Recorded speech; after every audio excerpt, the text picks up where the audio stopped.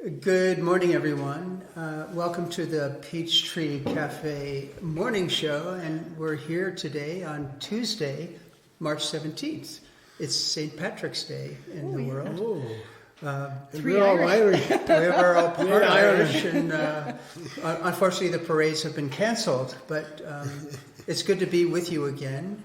And we have, my wife and I are here, of course, with Geshe Michael Roach. John Brady, Connie O'Brien, Right. the O'Brady family. They're both senior DCI teachers, senior ACI teachers, senior everything teachers. Yes. And they both finished 3-year retreat. And they're both very successful business people. So, cool. Well, thank you, Geshe, and it's good to be back to the Peachtree Cafe morning show. Today we have Octavian from Romania with a really good question about the sensitivity of his product pricing, and we're going to show you his video right now. This is Octavian from Romania. My question is this: what is the best way to increase the prices for your products or services without feeling any discomfort? Thank you. Okay.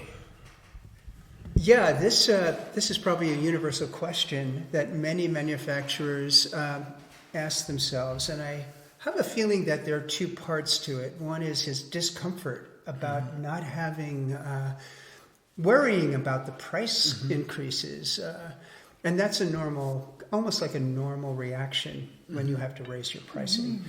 The second idea really is, does raising your pricing sell more product? You know, and we can look at that from the standpoint of, you know, does raising your prices sell more product? Does raising your prices not sell more product? Does not raising your prices sell more product? And does not raising your prices not sell more product? So we have this conundrum of possibility, and we should address that for Octavian. So my sense is that, Octavian, what's the feeling you're having of discomfort? Is it the fear that you're going to lose customer base? There's a sense of guilt in your voice about it, not being certain. And I think we have to work on that from a seed perspective as well. Like watching the possibility of little seeds that you plant making other people guilty could be a potential to see this coming into surface with your product line and your dilemma of being worried about the price range going higher. Or is it simply an outer thing where you're just worried about not people buying your product because you raised the price? You Connie ran a very successful restaurant in Vancouver, one of the most famous in Vancouver. Yeah, and I can... How would you handle a price raise? If you had to raise the price for a meal, a particular, you know, like a particular salad or a particular dessert. Because our costs go up all the time, and we were really concerned always about having the best ingredients. Yeah. So in that case, I would say, where I would go with that is it's more about the feeling of, I would say, planting the seeds to actually create more wealth, first of all. Because just to take it back to what JB said, the idea that you've got all of these possibilities and not one of them is certain. Since not one of them is certain, why not go to the source? Why not actually look at figuring out ways to to make sure more wealth comes in? So then if you do raise your prices, you will get more wealth. And then you're certain. I would go more that route than I would trying to make a decision about something that I have no clue if it's going to work. Yeah. I'd still go ahead and raise the prices, though. I have to say, knowing Octavian and knowing what a nice guy he is, I think he feels shy, or he's afraid the customer will think he's cheating them, or he's worried that the customer will think he's a bad person if he raises his prices, and that. For me, it goes back to a trust issue, a trust seed, a seed for trust. I see. So if you have seeds, if you have planted trust seeds, right, then you can raise your prices, and your customer will say, "That's fine. I know you have to," even without an explanation. Could he also do something like just every time he sees people having to raise prices, he also feels very happy that they actually were able to do that for themselves? Because let's face it, costs go up, families grow, the cost of your incoming goods go up, and then the cost of the outgoing goods come up. So why not just, and since we understand that for ourselves, understand that for everybody else, not to feel... Yeah. I think the trust and the value of the quality of your product that you're offering is also important. Reestablishing that credibility that what services and goods you're producing and giving to the public are high quality, and that you have to continually remind yourself that this is a need, a necessity to maintain that quality, no matter what the conditions are in the conventional sense. I like this thing that Connie said. And I think about it with taxes, and generally we are conditioned in our culture to think we should avoid taxes as much as possible. And honest people, even honest people, dishonest people obviously cheat on their taxes. Honest people will try to find loopholes legally to not pay tax. And by the way, morally, that's fine. That's okay. As long as it's legal, it's fine. But I think what Connie said gave me an idea. What about the possibility, Octavian, that you pay more tax happily, or you look for reasons to pay more tax, or you uncheat on your tax returns, and you purposely pay a little bit extra? Right. And then what Connie was saying, I like that. if you try to have that frame of mind about people you buy things from, and when they raise their prices, you think, yeah, let me pay a little more, because that will help their family. We just had the holes dug here for the sewer. The guy came with a big machine and dug holes for the new sewer for the toilets here. Right. And I gave him $100 extra. Oh. And he was blown away.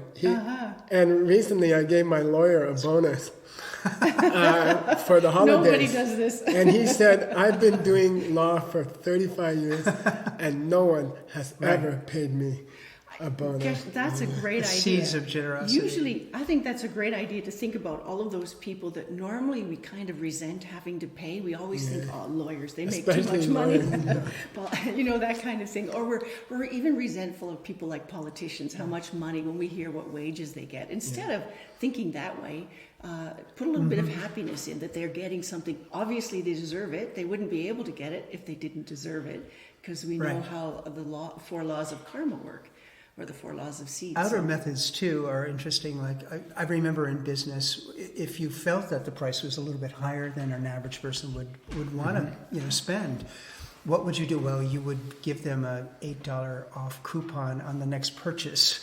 Yeah, that's what I'm saying. And give them that opportunity that, oh yeah, this is a great incentive to come back to the brand and buy it again and have this 25% discount. Or well, what if when, Jesus said, when someone hits you on this side of your face, then offer them this side of your face.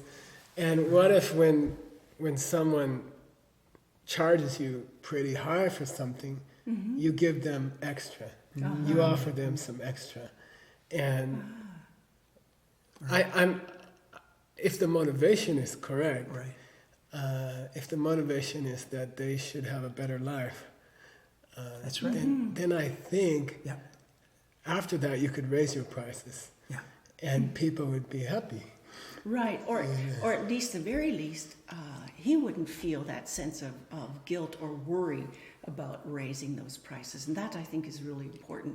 And These are tough business decisions that you have to make. I mean, it's changing, shifting the unknown in the actual performance of the product. And if someone's suspicious when you raise your prices, then that comes from a seed, right? Yes. What did you do to make that happen? Yeah. A good question, Geshe-la. You want to know what I'm just curious, what's a common thing that we do all day that would cause someone To be to suspicious. be suspicious when you raise your prices. I would wonder if it's not our thinking judgmentally about what other people are doing, being suspicious about people's motivation, that kind of thing. But if Trust as well. and trust is there. I like this idea that,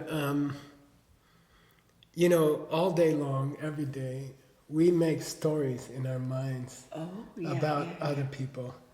And whether the story is positive or negative, but equally, they are based on, you don't know what they're thinking. Exactly. Whether you make a nice story about them or you make a bad story about them, you don't have any real proof for how Yeah, they're that's true. thinking, So my idea is, you might as well make up The a nice best story. That's a great idea. I love that one. I had a lady in the diamond business, an employee, and she would constantly fall asleep on the table. And you're talking about diamonds stuck in her forehead because Oh she my would fall goodness. asleep on the pile of diamonds. And she'd wake up and there'd be diamonds stuck on her forehead. And then I decided, let's make a nice story that all night long she puts on a superhero costume and she's roaming the streets to protect people. And when she nice. comes to work in the morning at the diamond business, she's so exhausted. That's great. Her forehead falls in the pile of diamonds. And I love Yeah. this gesture. So this will take care of the problem of when you do raise prices, that somebody comes in, a customer comes in and complains, and you won't get upset afterwards. Yeah, you have 'cause this they're- nice, great story in your mind. well, they're making a story about you. Yeah. And so you can also. And they don't know if it's true either. Yeah. So why That's not great. make the great story back again? Might as well make I love stories. that. Make nice stories Yeah. about other people. So if we want Right. some concrete, give me a concrete takeaway for today. One or two. One or two. Number one, just for the business side, I would just go out there and start doing things to increase the wealth to come in for number one. I would do that. Plant seeds Plant seeds for to wealth. make more money. Right. Again, I would plant the seeds for the trust in the consumer that you're appealing to, and to me, that's that's an important thing, because I know, Octavian, I know you, and you're loyal to, I'm sure, your consumer base, and create those seeds to have the trust instilled, no matter if the price goes up or stays the same. Just reinstate that and plant the seeds for that. My takeaway Yeah. is, listen, Octavian, it's only really good people and nice people who feel shy to raise their prices. So I would do coffee meditation at night. I know you have a new baby. Right. And You probably wake up at night. no, but I would just think before you go to bed at night, it's a good thing to be worried how people are going to feel Yeah. about raising your prices. In the Abhidharma, Yeah. 2,000 years ago, those hesitations or those Yeah. worries of what people are going to think are the basis of all virtue, are the basis of yes, all yeah. good deeds. Only good people Right. worry what other people are going to think about. So I would celebrate It's beautiful. that you have those seeds already. Right. Yeah. Okay, we got a question for tomorrow for Stanley Nelson. Yeah, let's give this this question. So we have someone again, I believe, from Romania today. Let me get that up and running. Are you ready? Hi, Gish Michael, and thank you all for these wonderful teachings. My name is Florin, and I'm from Romania. First of the 5 DCI goals is to have oxygen money. In a measurable way, oxygen money means to have passive income which is greater than your monthly expenses. So my question is, which is the seed to have passive income? Thank you for your answer. Yes. All right. Yeah, Florence asking how to get to a point in my seed planning where the money's flowing in even when I'm asleep.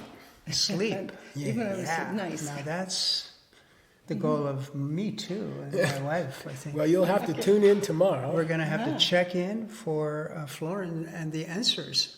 Thank you. So until then, We'll see you. Happy, Thank you. Happy St. Patrick's Day from the Irish.